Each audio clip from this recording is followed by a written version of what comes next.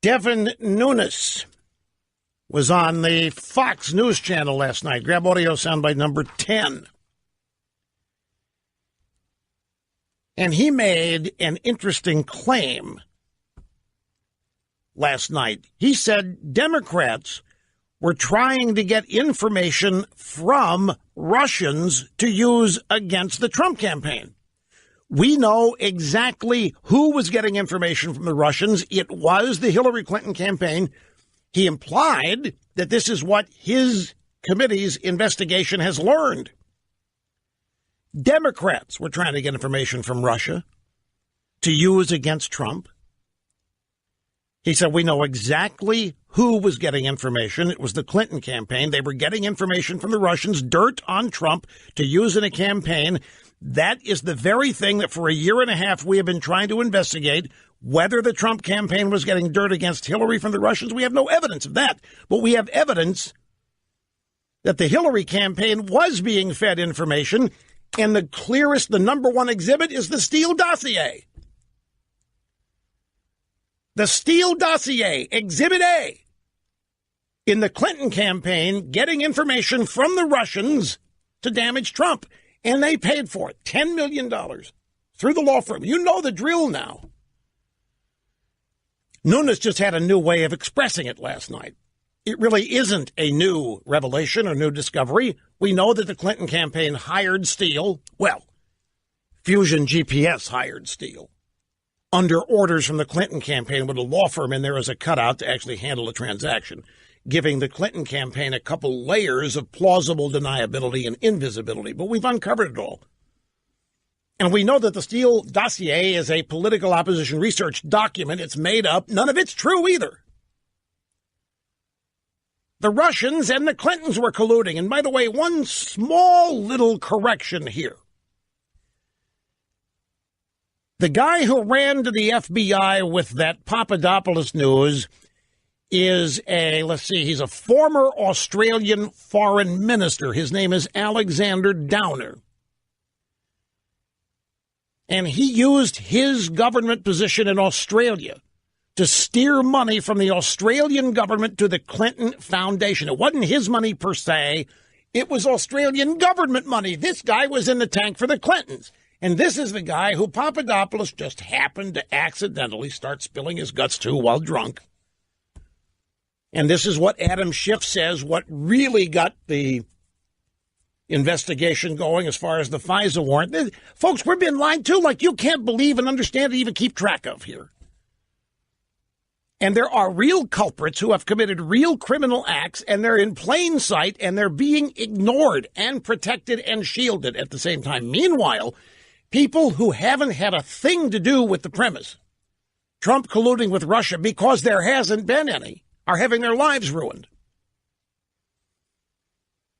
There is no Trump-Russia collusion. There is Hillary and Democrat-Russian collusion. And yet people are being pursued. They're being bankrupted. They're being wrung out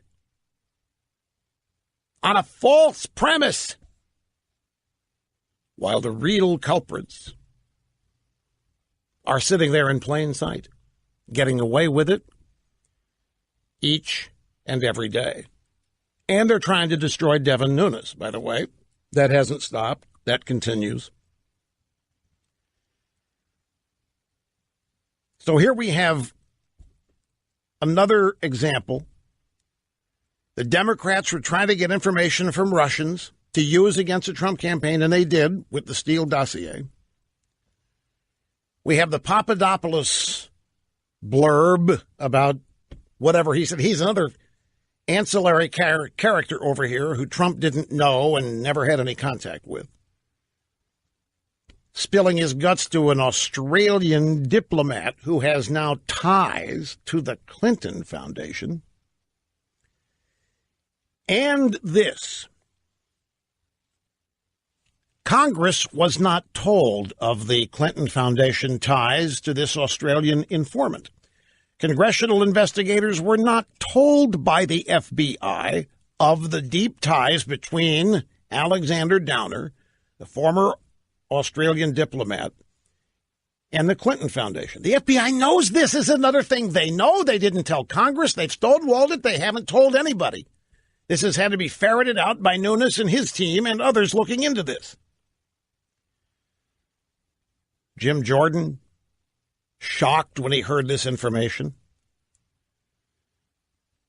Everybody's shocked. Everybody is shocked when they learn what Mueller is ignoring, what he's not looking at, what the FBI knew and knows and is hiding, and what the media knows and is hiding. I have to take a break. We'll continue after this. How many Sam Nunbergs are there out there that the drive-by media have relied on for a year and a half to present this cock and bull story about Trump colluding with Russia? Here's Devin Nunes, by the way, last night on Fox.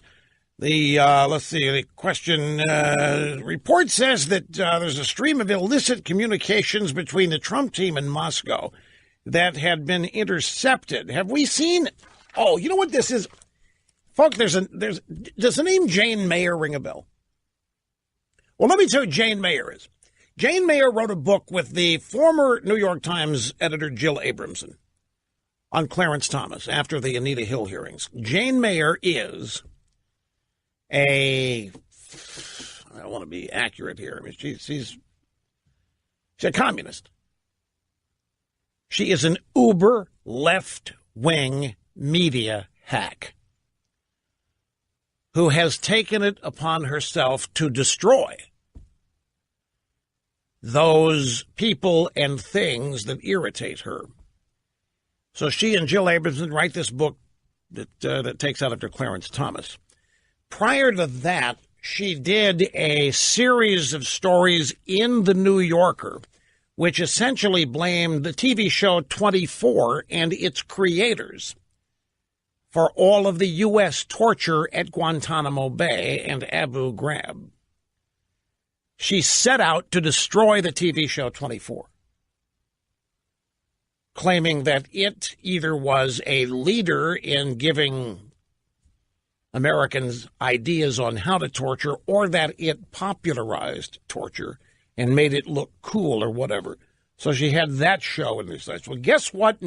15,000-word piece in The New Yorker. 15,000 words. That's a novelette. Your average newspaper column is 750 words. 1,000 words tops. And you know what this is? She is beginning the rehabilitation of Christopher Steele.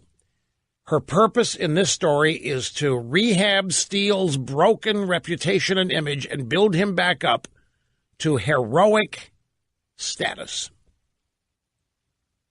And one of the assertions that she makes in this story is that Donald Trump wanted to name Mitt Romney Secretary of State, but that Vladimir Putin interceded and warned Trump not to do it.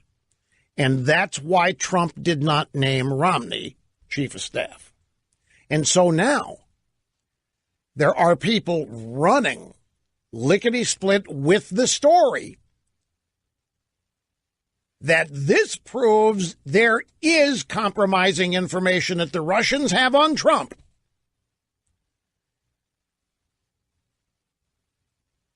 And therefore, this proves that the Russians got Trump elected, and furthermore, they wanted to get him elected because they got the ability to blackmail him. Trump wanted to put Romney as Secretary of State. Putin said, you don't do that or else, and so Trump backed off. That's what she asserts in the story. And you've got people who desperately want this to be true, even on our side, ladies and gentlemen. There are people on our side treating this as nearly gospel. Man, this is fascinating. What could this possibly mean? Is Trump really a sleeper agent for Russia? And of course, it has a baseline credibility because Romney, if you remember, during the 2012 presidential campaign, tried to tell everybody that the big threat we face is Russia. And remember how Obama poo-pooed him And everybody in the press mocked him and made fun of him and laughed at him. And now, look, as far as the media and the Democrat Party is concerned, Russia is back to being the great Satan. And so, of course, the Russians wouldn't want somebody who knows what they're up to in there as Secretary of State. The Russians wouldn't want Romney in there. So Putin told Trump that if you want to last, if you want your secrets kept, and if you want nobody knowing what we've got on you, you will not put Romney in as Secretary of State. Give us Tillerson. Give us somebody we can control. And that's her story. Oh, that's one little part of it. You ever heard that assertion? You've heard it rumored. This is what the whole thing has been about. This is what they're desperately searching. So here comes, after a year and a half, Jane Mayer of the New Yorker miraculously finding this little tidbit